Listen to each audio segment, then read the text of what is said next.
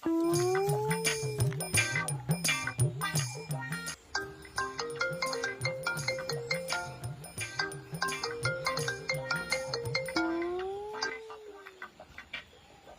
සම්පත් කියන්න. සර් අද ඉනෝකමිස්කේ දුවගේ මික්කල් පාටි කරේ යනවද? නොගෙහිල්ල බෑනේ බං ඉතින්. සර් එහෙනම් ගෙදර ගිහිල්ලා දෙන්නේ නැත්නම් ඔෆිස් එකේ වැඩේ ඉවරලාම යනවද? ගෙදර ගිහිල්ලා ඉන්න වෙලාවක් නෑ බං. මං උදේ එනකම පාට ඇඳුමක් දාගෙන ආවේ. එහෙමද? මම දැන් හැදුවේ මේ හෝම්ම මේ ඔෆිස් එකේ වොෂ් රූම් එකේ පොඩි වොෂ් එකක් දාගෙන ඇඳුම මෙහෙම ඔෆිස් එක ඇතුළේ ඉඳන් මාරු කර ගන්නවා බං. හරි සර් හරි. මේ ඒක නෙවෙයි සම්පත්. මොකක්ද සර්?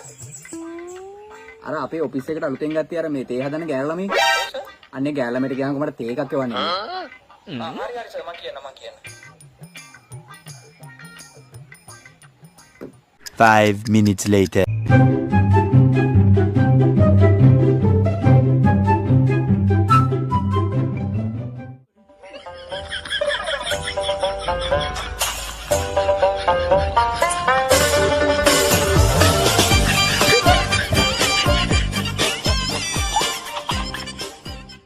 ඒක ගෙනාව සර්.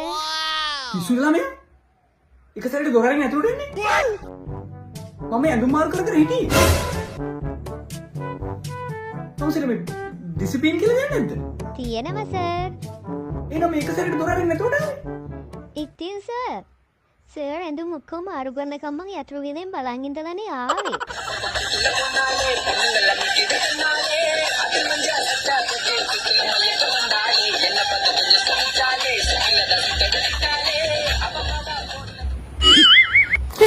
මල විකාර